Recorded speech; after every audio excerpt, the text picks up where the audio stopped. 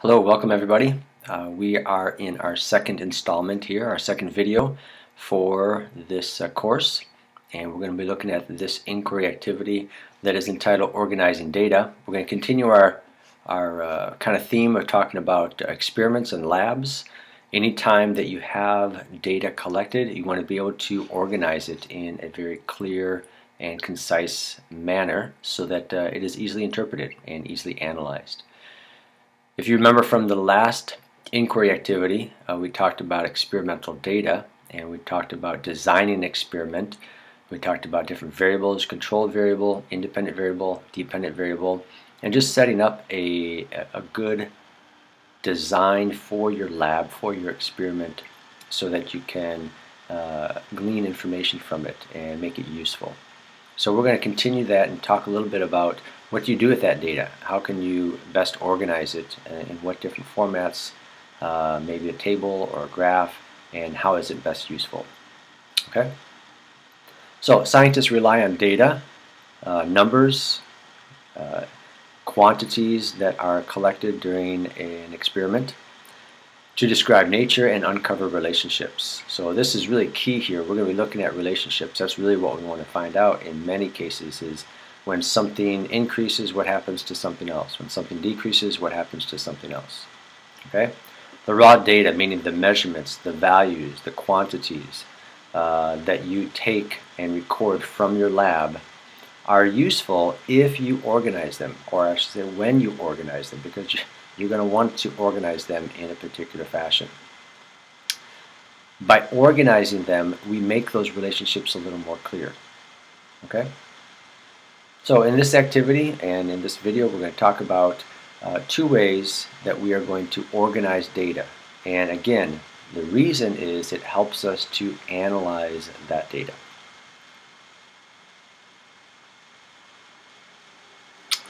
Here in Model 1, we are given information, data that involves copper samples. So you'll notice here we've got 7 different groups. We have a volume, we have a mass, we have a substance. In all cases it is copper. Okay? The units here are given to you in parentheses right after the heading title, so you know what is being measured and in what units. On the side here, we are told that the room temperature is 21.7 degrees Celsius. It doesn't look like that's changing, so that is a constant in all cases, in all of these different samples.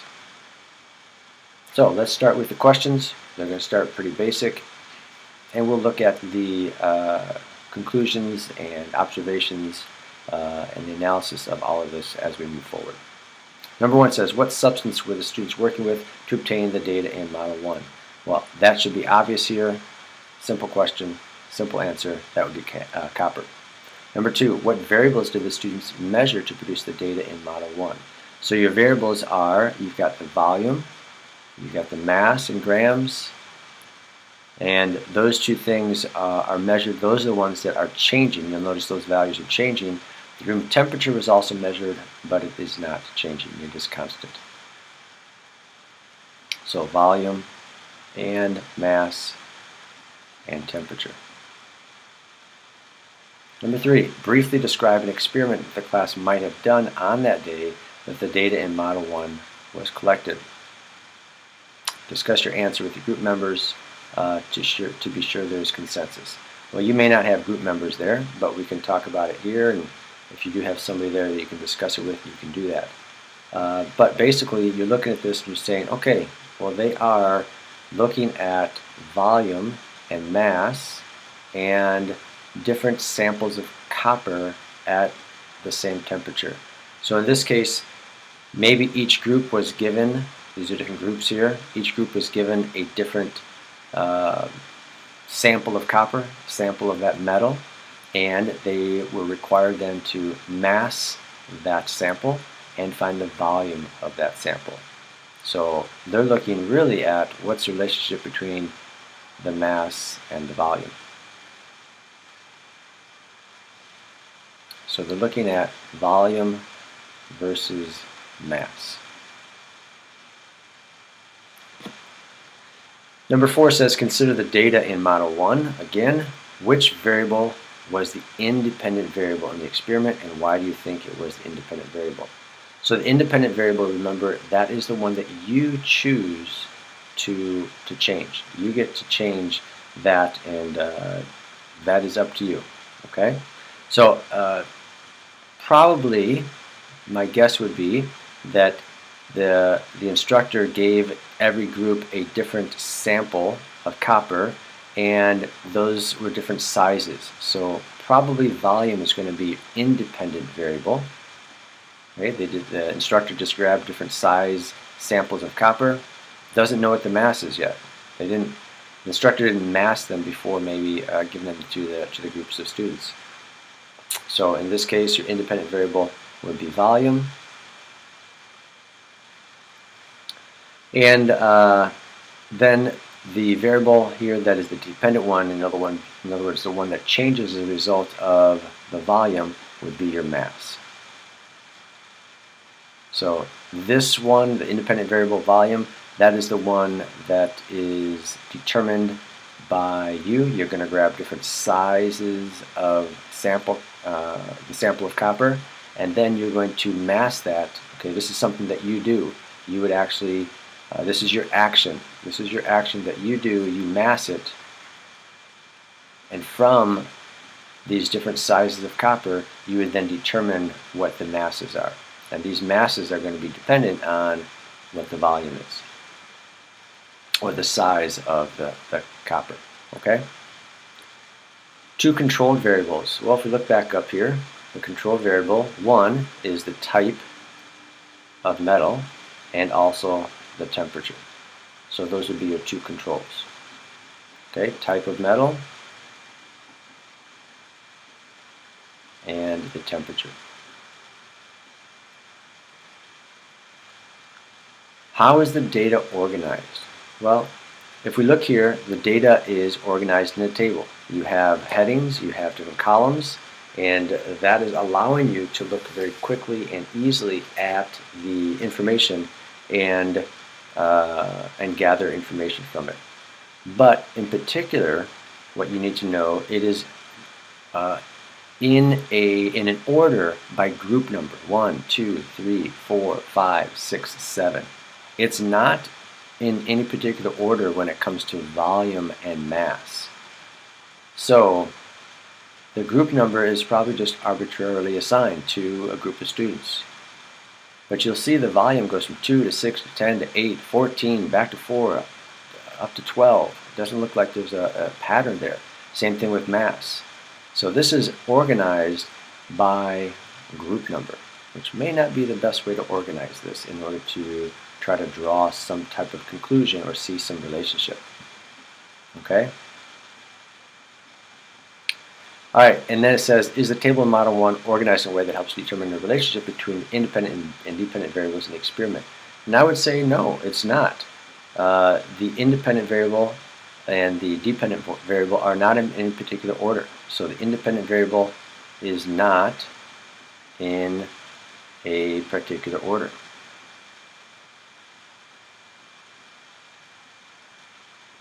So it's not very helpful, the way that it's organized. So what would be a better way? Propose a better way to organize the data in Model 1. And then we can fill in the data here. Well, maybe since the independent variable is volume, maybe we organize the volume in an ascending order, in increasing order. So you might put the values here as they are increasing. And now we begin to see, oh, I see what's going on here. There's absolutely a pattern. What the instructor did is gave each group member a different volume of copper, and it increases by 2. So 2 cubic centimeters, 4, 6, 8, 10, 12, 14. And then we're going to write down the accompanying mass that goes with that volume. So this one had a mass of 17.92, this one 39.80, 50.89, 79.30, 93.45, we had 103.85, and 125.44. And all of these are copper. All of these are copper, copper, copper, okay? But now the group numbers, notice, are not going to be in a particular order, and we don't really care about that. But this would be group 1, this was group 6, this is 2, this is 4, this is 3, and this is 7, and we have 5 here. But this is really what we're interested in, putting the volume in a particular order and seeing how mass changes as a result of that. The data table in question 6 should allow you to state a relationship between the variables involved in the class's experiment. So complete the following statement. Now we see here, if you look, now we can see as volume increases, yes, mass is going to increase. We can make a statement just that simple right now, just by looking at the data the way it is organized now. As the volume of copper increases, the mass of copper increases as well. Okay, we don't have a particular formula right now, but we're just looking at, is it a direct relationship? As one increases, does the other increase? Or is it an indirect relationship? As one increases, the other decreases. When scientists design an experiment, they are usually looking for a cause and effect. In other words, one changes, the other changes in one manner or another, between the independent variable and the dependent variable. So organizing the data by the independent variable is the easiest way to reveal that relationship. When the data is not organized that way, the relationships are not very evident. They're hard to find. Here in Model 2, you'll notice what we have. We have some graphs given to us. And these are different types of graphs. We're going to talk about these graphs and how we set them up, how we organize them, what we can get from them, and why they are very, very helpful. Number 8. Identify each of the graphs in Model 2 as a bar graph or a scatter plot. So in this case, a bar graph, hopefully you know this already, it's really by the name it kind of gives it away, but you will see that the bar graph is graph B, and the scatter plots are the other two, and that would be A and C. Okay? So bar graph, obviously we have bars here. Scatter plot are the points that are on the graphs for you to recognize which is which. Number 9, one of the data points in graph B indicates that a volume of 8 cubic centimeters has a mass of 80 grams. Which other graph in Model 2 shows this same data? So let's look here. We have, let me read this again. In graph B, volume of 8 cubic centimeters has a mass of 80. So 8 goes to 80. Let's see here. You can see along the bottom on the x-axis we have volume in cubic centimeters increasing from 0 up past maybe around 12 here. And notice though that this is not really put in any particular orders. 2, 6, 10, 8, 14, 4, 12. This is, I believe, according to how the Model 1 data was originally given to us. So 8 cubic centimeters, and the bar goes up to 80 grams. So the other one that shows that, well, let's see here. We got to find 8, 4, 8. Here's 8. There's nothing for 8 on this one. If I go up to 8, there's no point on this line. But if I go to graph C and I go to 8 and I go up on 8 and there's a point there, and I go over to the y-axis and it is indeed 80 grams as well. So graph C is showing that 8 cubic centimeters has a mass of 80. Okay, so that would be graph C. Of the 3 graphs in Model 2, which illustrates the relationship between the variables that you stated in question 7 most clearly?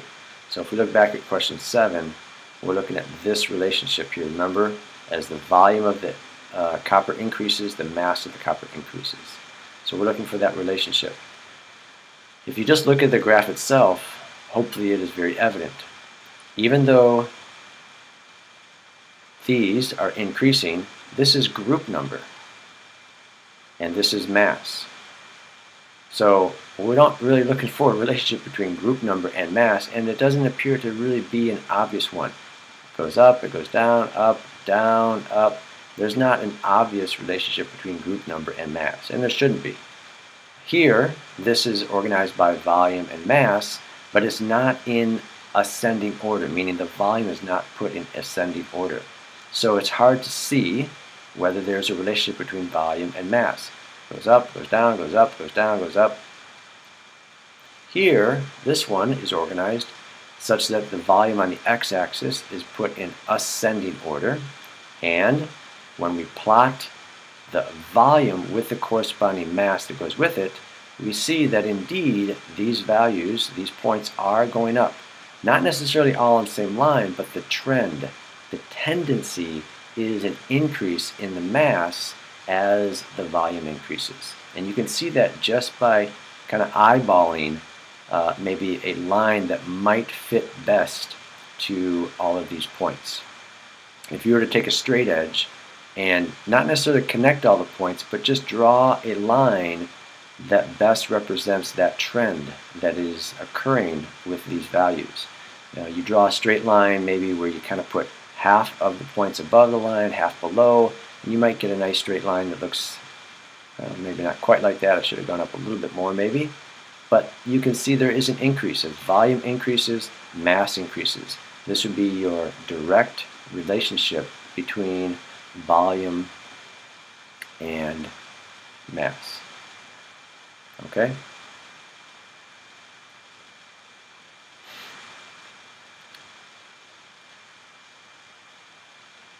So again, graph C is showing us that that relationship very clearly because of the way it was organized.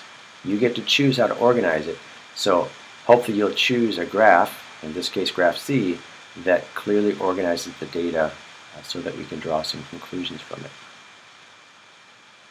Model 3, more examples of graphs. We've got a graph D, a graph E, and in this case, let's just pause for a second and let's look at these and analyze these and see how they're set up, and maybe you can see how one maybe is good or maybe it's bad or maybe it's not very helpful. But in any case, this one, the title is always important, chocolate candy colors, and we've got the different colors here. And then the bar graph is very probably useful and helpful in this case, and this is the average number of candies in the bag that are this color. So the bar is going to go up to a certain value that is indicating the average number of candies in that bag of that color. Over here we've got leg length and then sprint time. So maybe this is the measurement of somebody's leg, how long is their leg, and then how fast can they run a certain distance in a certain time in seconds. So leg length versus sprint time. And again, this is organized where the leg length increases and the sprint time is going up this way, and we're going to see, is there any correlation, is there any connection between those two? Okay, so they've organized these graphs very well.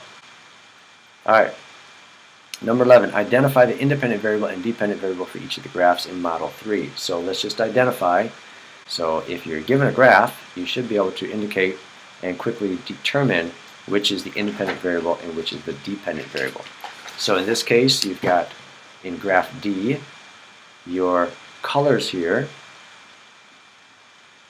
the candy color, is going to be your independent variable.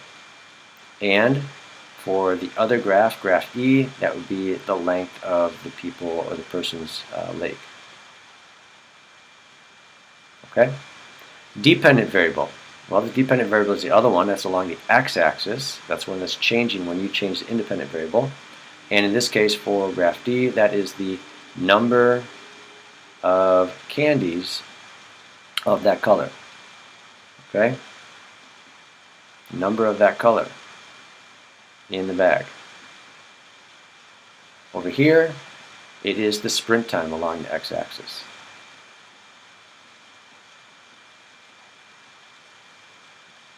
Match the experimental questions below to the appropriate graph for Model 3. Remember we talked in the last video, we talked about how the design of the experiment really should be such that you are answering a question. So this graph should help us answer a question. When you set up data in a useful, organized manner, you should be able to answer the question quickly. Match the experimental question. So A says, is the number of candies in a bag of chocolates dependent on the color of the candy? hopefully you see it's obvious that that would be graph D because it's talking about candies and colors. And then the other one, length of a person's leg, affect the time in which it takes them to sprint 60 yards, and that would be graph E. So these questions are going to be answered as we look at the graphs above. Number 13, why was the data for graph D plotted in a bar graph? Well, in this case, this the independent variable really is not a quantity, it's not a numerical quantity. It's just colors. So there's no way to really organize the colors in an ascending or increasing or decreasing order. So you just list the colors in any order you want to. So we're not looking for necessarily a relationship between the increasing of the independent variable, because there is no increasing per se, and the increasing of the dependent variable. So you could just list these in any order you want to, and a bar graph is very helpful in that case. Okay, so this is, we just say non-numeric. All right, the independent variable here is non-numeric. And 14, using the graphs in Model 2 and 3 as examples of proper graphs, identify the axis X or Y where you would usually plot the independent variable. Hey, we already talked about that. So the independent variable always goes on the x-axis, okay? This is your x-axis. This is your y-axis, okay? This is your x-axis. This is your y-axis, okay? All right, so independent variable is on your x-axis. And therefore, it stands to reason that your dependent variable would be on the y-axis. Okay? All right, let's go on here and let's look at question 15 on the next page. It says, for each of the following experiments, choose scatter plot or bar graph as the most appropriate way to display the data. Justify your answer. So here we have A, students heated oil on a hot plate at the number 4 setting. That means the number 4 setting on the hot plate. You just turn it to 4 on the dial for different amounts of time. They wanted to answer the question, how long do you need to heat an oil bath to reach a given temperature? Notice this is your variable that is not changing, so I guess it's not really a variable, but this is the constant volume. You don't want to change that. The hot plate setting is always at 4, and the initial temp is the same all the way through, because all you want to determine is there a relationship between these two variables, time of heating and the final temperature of the oil. Well, hopefully there is an obvious conclusion here. Okay? And the nice thing is that they have organized this by your independent variable increasing from 0 to 20 in increments of 5, and you're able then to see what the effect is on the dependent variable. So in this case, for A, you probably would want to use a scatter plot.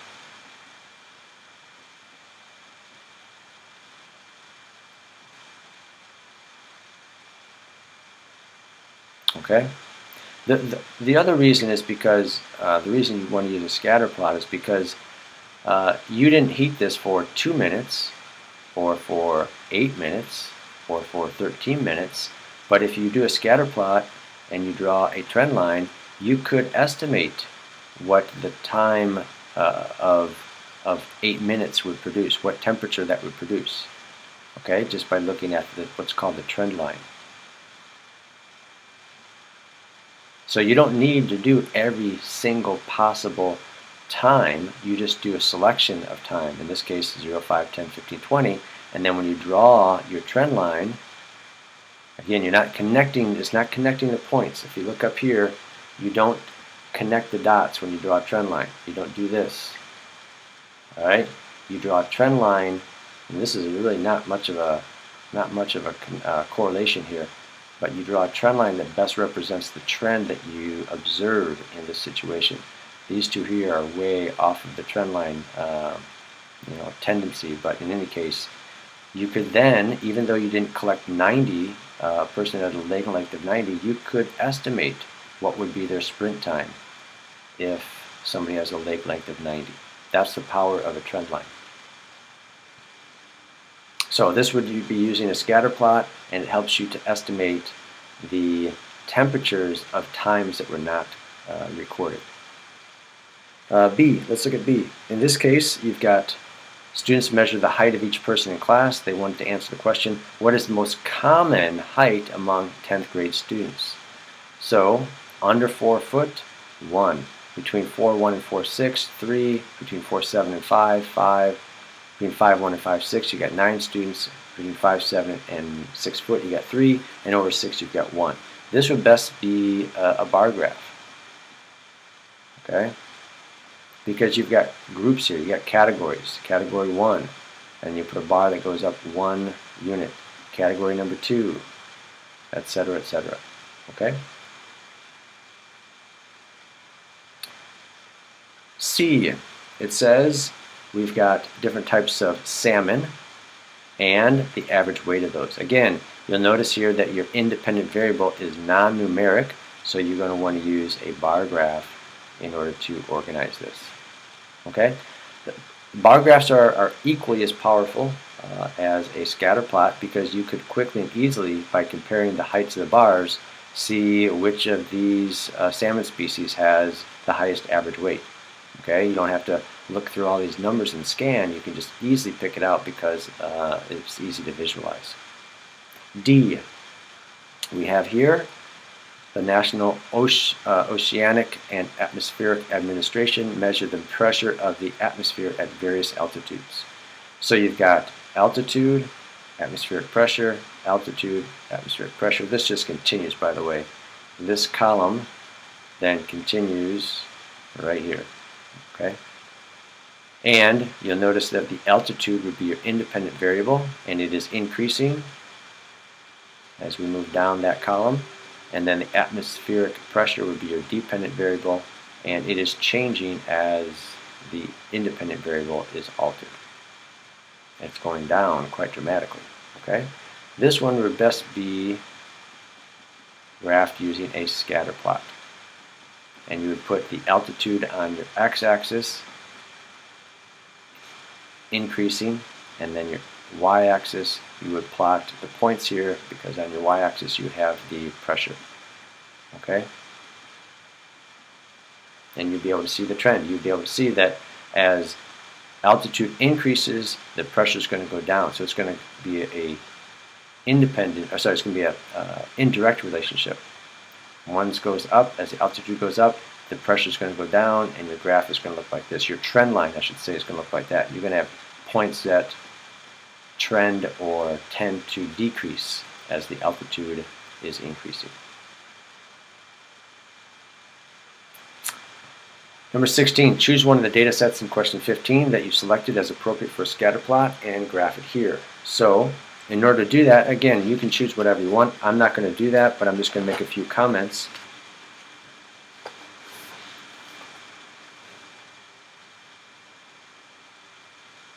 Let's say, for example, we did the let's do the atmospheric pressure one, because that one is an indirect relationship, one that we haven't seen a scatter plot for. So along your x-axis, you would put the atmospheric pressure, and don't forget the units. So you would have your units here in ATM, which is a measure of pressure. You would also have a title, so you can choose the title, but make it descriptive, make it helpful to the reader so they know what it's about. So you could just have atmospheric pressure here.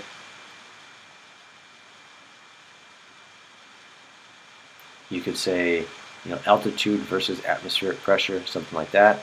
On your x-axis, you're going to have the altitude, and make sure you have the units there in meters. And then you're going to choose how to write down the values. So you want to look at your values on your atmospheric pressure and notice that they go from 0 all the way up to 48,000, over 48,000. So you want to divide your x-axis here in a way so that you can accommodate all those values. So maybe you want to count by 10,000s or by something like that. So maybe this is 0, and then 1, 2, 3, 4, 5. Let's say this is 10,000 here. 1, 2, 3, 4, 5. That's 20,000. 1, 2, 3, 4, 5. I'm not even going to make it fit on here very well. Let's see. 2, 3, 4, 5. Yep, 30,000. Okay. So I didn't make it fit very well. You're going to do a better job than I did. You might want to count every 2 is 10,000. That would make it fit better, because I'm not going to have room to get up to 48,000. And then the atmospheric pressure, you restart the plot here. So the atmospheric pressure, you notice, will go from 1 down to 0.001. So my 1 is my highest value, and then close to 0 is my lowest value. So I'm going to choose here. We've got, let's divide this. This is going to be 1, 2, 3, 4, 5. That's going to be 0.5. 1, 2, 3, 4, 5. That's 1. 1, 2, 3, 4, 5. 1.5. Okay? So you will then plot these values, and at 0 it's 1. And then continue to plot these pairs of values: 2750, 0.75, etc., etc., etc., etc., etc. And you should see a graph that has the points descending, and then it's going to kind of level off as you get higher and higher. Okay? In this case, a trend line, a linear trend line, may not be the best. This would be more of a curve, a trend line that would be more of a curve to it. But we don't have to worry about coming up with a formula at this point. Alright? And then here it says do one with the bar graph, and again you want to label it. So maybe you say student height,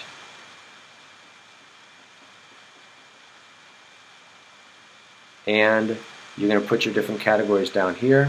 So for example, under 4 foot here, this is going to be between 4'1" and 4'6", and then you make the other categories here. And then along the y-axis, you've got your different number of students. So 0, 2, 4, 6, 8, 10. And for under 4 foot, there's only 1. So this bar here is going to go up to just 1. Between 4'1" and 4'6", there were 3. So that's going to go up to 3. Shade that in. And you get the idea. So for each category, you're going to draw your bar up to the appropriate number. Okay? Alright. Number 18, we don't need to talk about because we don't necessarily have groups. But if you are working in an environment where you do have a group, you can talk about this in your groups and share your graphs and talk about them and see how everybody did. Okay? So, hopefully this was helpful as we talk about these inquiry activities, and in particular we were talking about setting up labs, organizing data, and making it so that it's useful. That's really the point here, is you want to organize all of this so that it is helpful to analyze and critique and draw conclusions and see relationships. Okay, let's look at the extension question at the end of this inquiry activity, Model 4. And I'm just going to move quickly through this because it's trying to make a point, and I can get you to that point fairly quickly. Model 4, we're looking at SAT scores, Graph F and Graph G. We're just going to compare the two. You'll notice the data is it's the same values. We're looking at a particular college, college A, B, C, or D, and the SAT scores of the students that are entering that college, the average SAT of incoming freshmen. Same colleges, A, B, C, and D over here in Graph G. Same title, same y-axis, same information on the x-axis. What is the only difference here? And this is why you need to be careful when you're interpreting data from graphs. The difference is along the y-axis over here, they're starting at 0 and going up to 2500. And in graph G, they're starting at 1600. So they basically have chopped off, right here, if this is about 1600, they've chopped off everything below 1600. That's all gone. And they're showing just this portion of the bar graph. And they have extended it the same, it's kind of the same height as graph F, and they're going from 1600 up to 2400, 2500, but it has to be stretched out more because the values, the increments are smaller. Here every increment is 500. We're counting by 500s. Here we're counting by 100. So as you look through this extension question, the point of this extension question is conclusions may be drawn from looking at a graph, but those conclusions may be inaccurate, and you might want to look back at the actual values and the data. So you have independent variable here is the type of college, or the college name. We don't know what name it is, but A, B, C, or D. And the SAT score, the incoming freshman, that is your dependent variable. Okay, so that's 19. When you look at the graph F, what message is communicated by the relative lengths of the bars to prospective students about college D's average SAT scores compared to the other schools? So graph F, D here, obviously D is higher than all the others. Okay, it's simple. It's just a simple question. It's just saying that college D has an average SAT score higher than all the other colleges that have been compared to. Again, graph G, what message is communicated to the relative lengths of the bars to prospective students about college D's average SAT scores compared to the other? Look at how much higher it appears that college D's SAT scores are compared to the other colleges. Okay, if you don't look at the numbers and you don't analyze this correctly, it's going to appear as if D is so much higher than A, B, and C, whereas in reality it's really not that much of a difference. And so that's the point of this extension activity, is to be careful looking at data. You also want to look at the values of those of that information. Okay. For each of the graphs in Model 4, estimate the average score for each college represented by the height of the bar. Is the data being displayed in the two graphs the same or different? The values are exactly the same. So this one here is about 1700, that's about 1700. This is about 1900, that's about 1900. The values are exactly the same. Again, it's just the way that it's being represented, that over here in graph G, it appears as if this column D is so much taller than the other ones, because the graph, the y-axis on this graph has been stretched out. So that's the point. A student takes a quick look at graph G and says, based on the size of these bars, it looks to me as though college D had entering freshmen with SAT scores nearly 4 times higher than college A. Explain to the student what mistake he has made in processing information. So again, he's not looking at the values. He's just looking at the way that this graph has been represented, with lots of the bar being chopped off. He's not looking at the actual values. But if he just looks at the bar height, yes, it appears as if, man, this bar over here, D, is probably 4 times higher than bar A. But in reality, if you look at the numbers, and that's why you should also have a data table with the actual values, the numbers there, that is not the case. Okay? All right, I hope that's helpful, and I hope you do these extension questions. They are meant and designed to kind of take you a little bit further, a little bit beyond just the basic information and the inquiry activities. All right, thank you very much, and we'll see you in the next video.